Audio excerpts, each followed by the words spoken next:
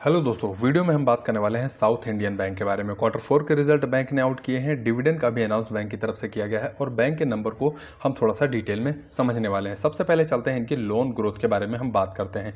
तो देखिए, अगर इनकी हम टोटल लोन बुक के बारे में बात करते हैं तो 87,580 करोड़ के आसपास इनकी टोटल हमें लोन बुक देखने को मिली है। अब साल दर साल अगर कंपेयर करते हैं तो यहाँ पे 9% की ग्रोथ जो है वो बैंक ने अपनी लोन बुक में दिखाई है, जो कि ठीक ठाक ग्रोथ कहेंगे। अब प्रीवियस क्वार्टर से अगर कंपेयर करेंगे तब भी इनकी लोन बुक जो है वो लगातार इंक्रीज होते हुए नजर आई है। तो किसी भी बैंक के लिए लोन बुक का लगातार इंक्रीज होना वो बहुत अच्छा माना जाता है कि बैंक जो है वो लोन देने में सक्षम है, क्योंकि लोन और इंटरेस्ट इन्हीं दोनों के माध्यम से किसी भी बैंक की सबसे ज़्यादा जो है वो कमाई होती है। अब बैंक के लिए डिपॉजिट भी उतना ही मायने रखते हैं, क्योंकि डिपॉजिट अगर बैंक के पास नहीं आएंगे तो फिर बैंक को लोन देने में काफ़ी दिक्कतों का सामना करना पड़ेगा। अगर बैंक के पास पैसा आएगा ही नहीं तो फिर बैंक पैसा देगी कहाँ से। तो देखिए, अगर हम डिपॉजिट की बात करते हैं तो 1,07,526 करोड़ बैंक के पास टोटल डिपॉजिट हमें देखने को मिला है Q4 के जब नंबर आए। अब डिपॉजिट को अगर आप पिछले कुछ सालों से देखेंगे, इनफैक्ट एक साल पहले का जब नंबर आए थे तब आप देखेंगे तो वहाँ से डिपॉजिट की ग्रोथ देखने को मिली है। और अगर Q ऑन Q बेस पे कंपेयर करते हैं तब भी यहाँ पे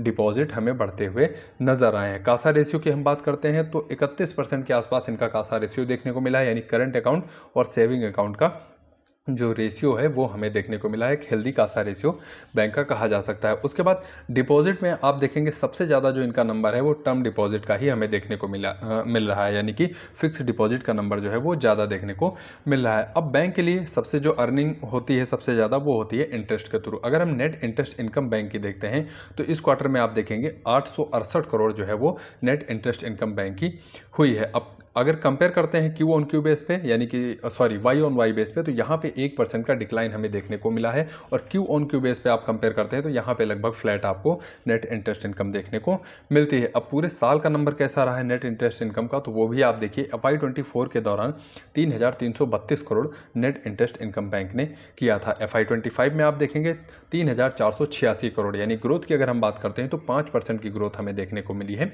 नेट इंटरेस्ट इनकम में फाइनेंशियल ईयर के हिसाब से। तो नेट इंटरेस्ट इनकम में Q ऑन Q बेस पे तो फ्लैट ही नंबर देखने को मिले हैं, लेकिन फाइनेंशियल ईयर के हिसाब से ग्रोथ हमें देखने को मिली है 5%। प्रॉफिट की अगर हम बात करते हैं तो इस क्वार्टर में 342 करोड़ का बैंक ने प्रॉफिट किया है। प्रीवियस क्वार्टर से अगर कंपेयर करते हैं तो प्रॉफिट भी आपको लगभग फ्लैट देखने को मिलेगा, लेकिन अगर Y ऑन Y कंपेयर करते हैं तो 19% की ग्रोथ प्रॉफिट में हमें देखने को मिली है। एक साल पहले के जब नंबर आए थे तो 288 करोड़ का प्रॉफिट बैंक ने किया था। उसके बाद पूरे फाइनेंशियल ईयर के दौरान आप देखेंगे FY24 में 1,070 करोड़ का प्रॉफिट बैंक ने किया था और FY25 में आप देखेंगे तो 1,303 करोड़ का प्रॉफिट बैंक ने जो है वो किया है, यानी कि 22% की एक ग्रोथ, अच्छी ग्रोथ कहेंगे, हमें देखने को मिली है। ओवरऑल वीडियो कैसा रहा आप कमेंट बॉक्स में बताएं। अगर वीडियो के माध्यम से मैं 0.1 या 0.2% आपको जानकारी दे पाया हूँ साउथ इंडियन बैंक के बारे में तो चैनल को दोस्तों जरूर सब्सक्राइब करके रखिए।